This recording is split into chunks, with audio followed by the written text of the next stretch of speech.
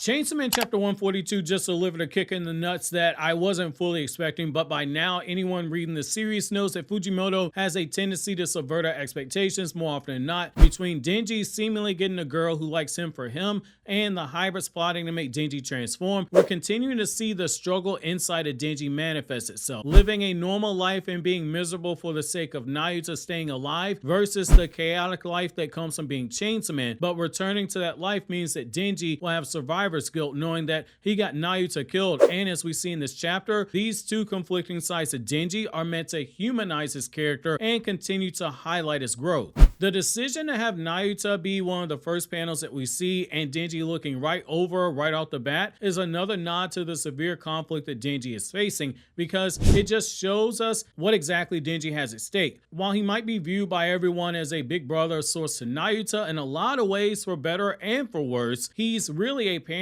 and he's sacrificing his own happiness like a parent would for their child. And when Denji declares that he won't ever turn into Chainsaw Man again, we both see the sad look in his eyes, as well as we see him looking right at Nayuta, which lets us know as readers exactly where his priorities lie in that moment. Even when he gets told that he's missing out on the thrills of being Chainsaw Man, Denji pushes back, saying it's not what everyone thinks it is, and that has a couple of different meanings to it. When you really sit down and think about it, it makes sense that Denji wouldn't abandon Nayuta just because of what happened with his own father, where, if you'll recall, when Makima saw what was behind that door and she saw that Denji had previously killed his own father because his father tried to kill Denji when he was a little boy, Denji won't ever let go of that bond he has with Nayuta for that reason, because he now has someone who truly cares about him, which goes into the dilemma with him not transforming into Chainsaw Man. We as readers know exactly what Denji means when he says that he won't ever turn into Chainsaw Man again. His life, as he said, hasn't been sunshine and rainbows even after he became Chainsaw Man. Makima was basically backing him into a corner from the moment he got that power, making it clear as early as the battle with the Muscle Devil that what she says goes and that Denji doesn't truly have a say in the matter. To disobey her means to die, all while gaslighting him and teasing him of things that he wants, like a sexual relationship with her, in order to get that long-term goal of breaking that connection he has with Pochita because she wanted Pochita's heart. He lost one of his best friends in power, who was killed by the very woman that he caught feelings for, after Denji had moved from seeing her as a sexual object and was so anxious to grab onto her breast and do other things with her, to after the Darkness Devil, he was viewing her for who she truly was, a flawed individual with her own wants and desires, losing Aki to the very devil that Aki wanted to kill,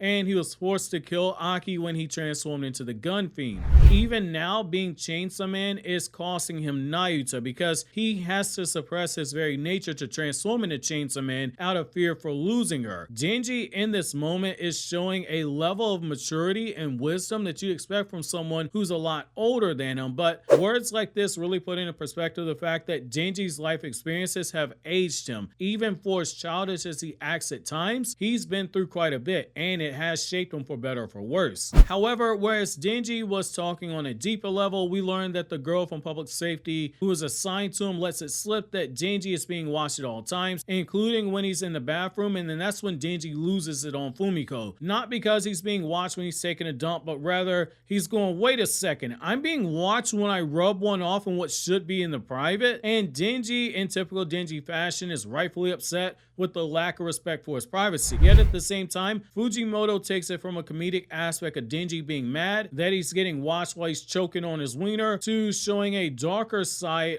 to the reality of him being Chainsaw Man. We learned that Fumiko has known Denji was Chainsaw Man for a while now, and it's because she saw him fighting Aki the gun fiend in a battle that ended up killing her parents, and feeling true pity for him because this iconic figure who has killed countless devils, leaving behind destruction at high levels of battles between devils, like when he fought against the Bat Devil and was destroying chunks of the city in the process. Denji as Chainsaw Man was dying and reviving over and over again. Fumiko realized when she saw Denji transform back into a human that the famed Chainsaw Man was, at the end of the day, just a kid. And it was a nice touch to tie back into Chainsaw Man Part 1, in particular the battle with the Gun Devil, and make us remember the impact of Aki Hayakawa without having to mention him by name, because she specifically says she saw Denji crying, and we as Chainsaw Man fans, we know what that panel was that she's referring to. That in of itself is absolutely huge, because it shows that she saw a vulnerable side of Denji being stripped away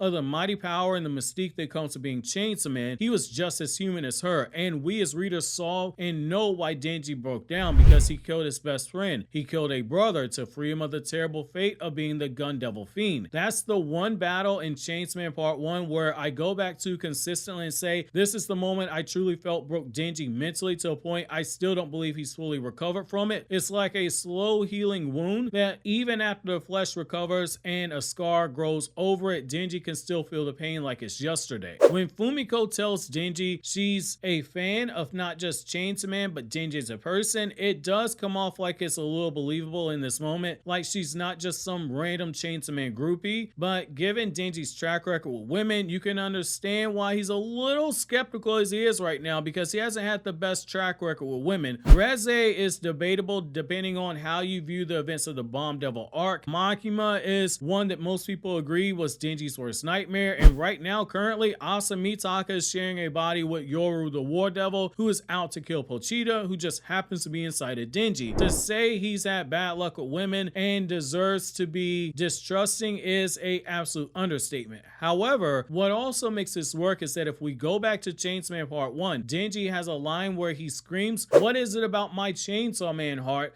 that is so special? Why doesn't anyone want my heart?" My being Denji in that instance, and that goes back to something about Denji's character that Fujimoto is showing right now to humanize him, which is for all his crazy antics, he wants to be loved. And that's something that's playing a huge role in him not transforming, because it appears that Nayuta has actual love for Denji, which now that Fumiko is saying this about Denji, that she likes Denji for Denji, you know it's rocked Denji to his core, but at the same time you can tell he's cautious. And because of that unlocked memory of his father attempting to kill him, you can see why he's trying to cling to a relationship he has with Nayuta all the more. Yet, as we're about to see, it seems Denji's fate is ultimately going to be mistrusting of most people who approach him. It's a reality for him at this point. He was lured into the Chainsaw Man church in the last chapter and threatened with having his normal life that he wanted so bad ruined, and placed in a position where he has to transform into Chainsaw Man. And in this chapter, we see that the hybrids have finally made the move, with Denji being told that soon all the people will be screaming, "Save us, Chainsaw Man!" And you can see the alarm in Denji's face as these words have been uttered, because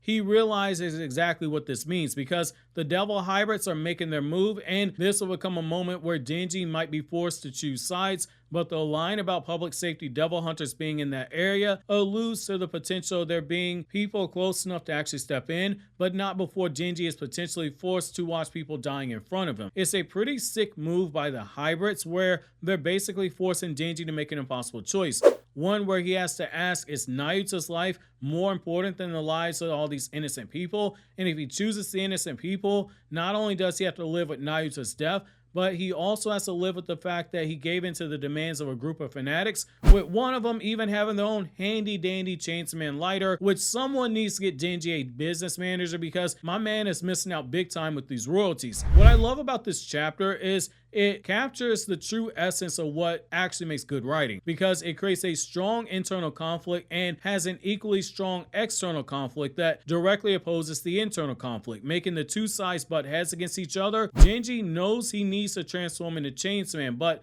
his love for Nayuta prevents him from doing so. But at the same time, with him being forced to potentially watch multiple people get killed, he's now been placed in a position where he's being forced to answer the morality question of what it means to be a human, which that is something that every author should be aiming for with their storytelling, which is to try and show off what they believe the human experience to be. Are we morally obligated to help our fellow man, or our commitments and our bonds with our family more important than the lives of strangers? Think of it like animals in their packs. They stick together, and the outsider is the one that's cast aside, especially if it's for the greater good of the pack's survival. Nayuta, for all intents and purposes, she's a part of Denji's pack. These are people who are about to be slaughtered. Yet Denji's having to choose between those people and Nayuta.